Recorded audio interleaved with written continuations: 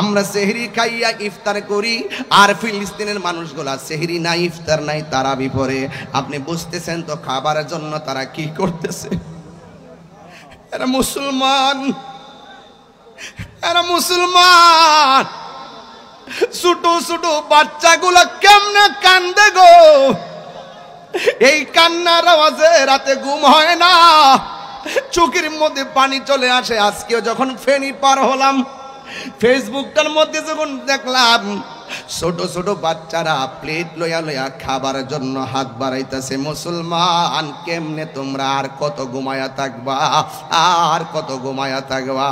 এবার সবাই মিল্লা আপনারা মনে মনে ভাবতেছেন বাংলাদেশে তাইকা কেমনে ফিলিস্তিন যাব।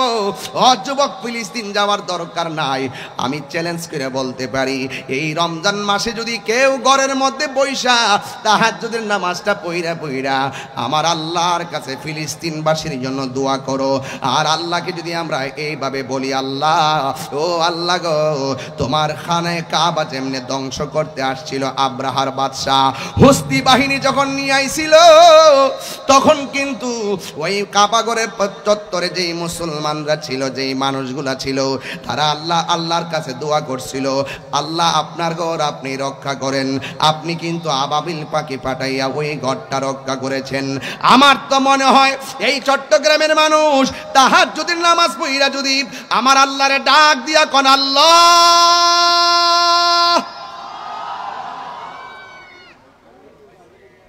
আল্লাহ, ও আল্লাহ গো,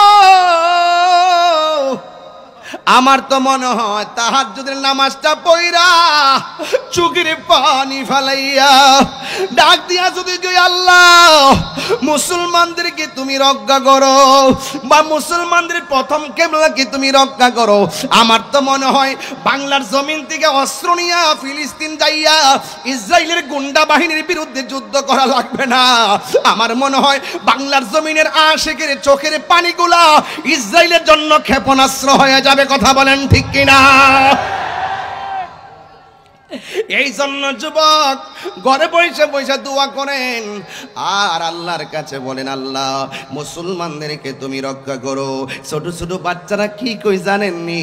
ঘুম আসে না রে, ঘুম আসে না। ছোট ছোট বাচ্চাগুলা বলতেছে, বোমা খাইয়া, গ্রেনেডের হামলায় বইরা বাপকে হারাইয়া রক্তাক্ত শরীর নিয়া ওই ছোট ছোট বাচ্চাগুলো আমার আল্লাহরে ডাক দিয়ে কই, আল্লাহ, ও আল্লাহ, দুনিয়ায় বিচার দেওয়ার জায়গা দেখতেছি না গো, আল্লাহ, তুমি আমাদেরকে রক্ষা করো। বিচারটা স্বয়ং আল্লাহর কাছে দিয়ে দিচ্ছে। এই ফিলিস্তিনি ছোট্ট ছোট্ট বাচ্চা বুলেটের সামনে কেন দাঁড়ায়া যায় জানেননি?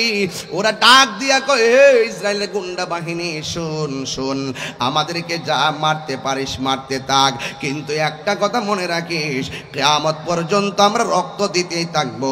এই রক্তের বদৌলতে মসজিদে আকসা আমরা রক্ষা করব। কথা বলেন ঠিক কিনা?